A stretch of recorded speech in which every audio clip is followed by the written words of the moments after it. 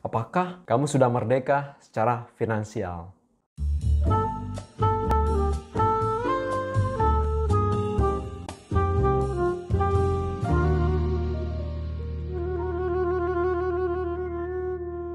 Tidak terasa ya, di tahun 2020 ini kita sudah masuk bulan Agustus. Kalau ingat Agustus, pasti ingatnya apa? Ayo.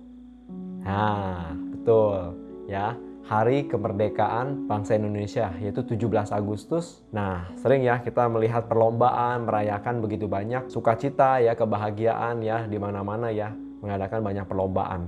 Nah, teman-teman, bulan Agustus merupakan bulan yang paling istimewa bagi rakyat Indonesia. Kenapa?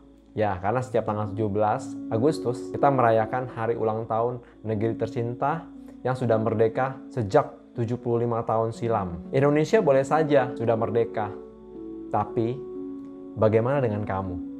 Apakah kamu sudah merdeka secara finansial?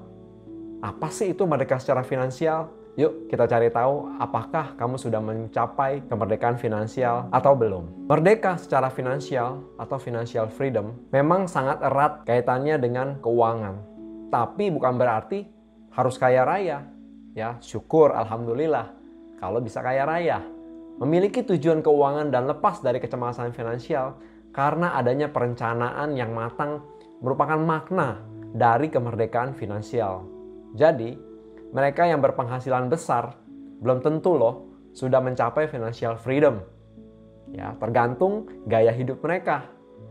Apalagi banyak orang cenderung menghabiskan uang untuk pengeluaran jangka pendek, seperti membeli makanan atau pakaian yang bukan kebutuhan yang utama ketimbang untuk keperluan jangka panjang. Jadi cenderung lebih mengikuti lifestyle, lebih mengikuti tren nih. Ya, nah didukung oleh survei The Future of Money pada tahun 2019, meski sebagian besar orang sudah menetapkan anggaran bulanan dan disiplin menjalankannya, mereka tidak menggunakan uang untuk berinvestasi.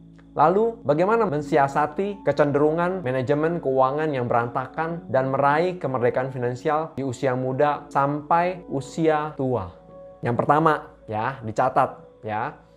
Catat anggaran keuangan. Hal pertama yang perlu dilakukan tentu mencatat dengan rinci anggaran keuangan rutin selama ini untuk mengetahui kondisi keuanganmu. Setiap habis gajian, ya, atau menerima penghasilan, baik dari penghasilan tambahan, kamu bisa mencatat pemasukan dan detail pengeluaran seperti kebutuhan sehari-hari, hiburan, investasi, atau cicilan hutang. Ini bisa membantu kamu sadar kemana larinya uang kamu selama ini dan mencegah kamu menghabiskan untuk hal-hal yang konsumtif atau yang kurang perlu. Nah, yang kedua, ya, susunan tujuan keuangan yang spesifik. Kamu bisa membagi tujuan keuangan menjadi jangka pendek, menengah, dan jangka panjang.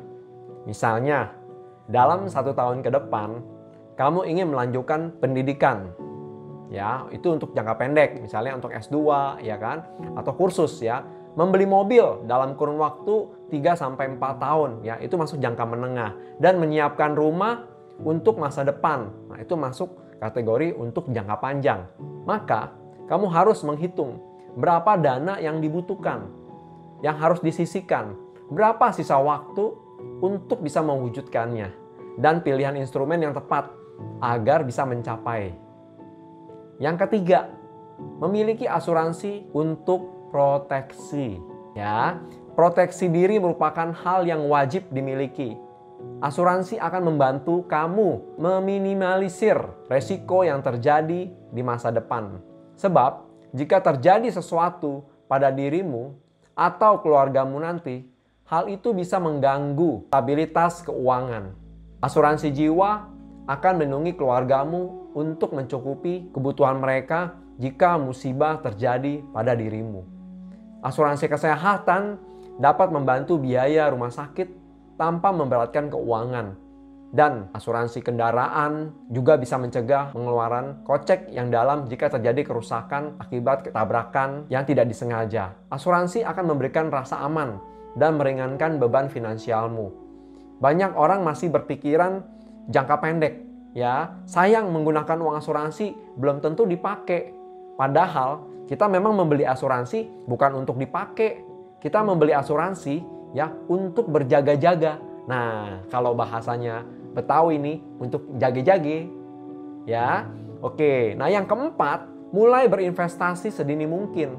Mungkin saat ini kamu belum terlalu melek dengan investasi dan lebih nyaman menabung. Apalagi belakangan ini ya terjadi kasus investasi bodong ya. Banyak bermasalah investasi ya. Kita memang harus lebih selektif dalam memilih investasi. Tidak juga bisa asal-asalan. Tapi Anda bisa bertanya ya ke pihak-pihak yang bisa dipercaya ya, yang punya kredibilitas tinggi untuk melakukan namanya investasi ya. Tapi minimal Anda harus mulai ya.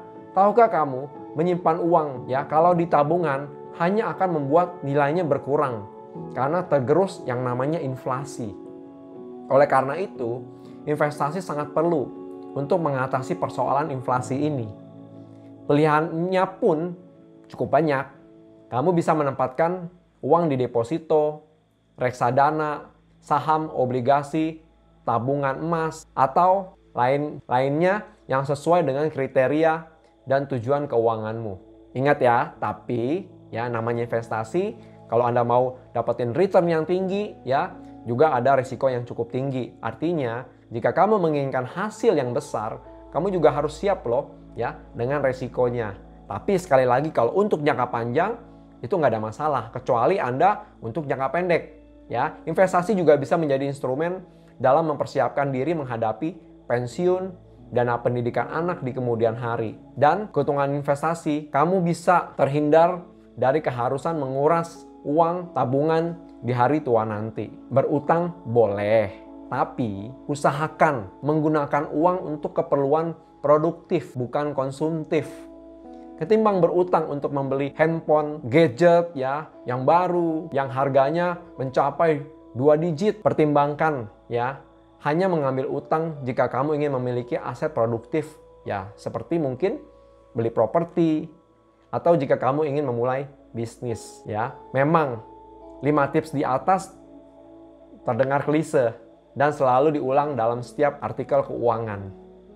Tapi bagaimanapun itulah hal dasar dalam merencanakan keuangan yang mau tidak mau harus terus diimplementasikan jika kamu memang mau merdeka secara finansial. Bangsa Indonesia sudah berhasil bebas dari penjajahan. Masa kamu masih dijajah oleh kesulitan keuangan? Ya, masih bermasalah dengan masalah keuangan? Kapan Anda mau mengalami kebebasan finansial? Itu adalah keputusan Anda. Sampai jumpa di video saya berikutnya.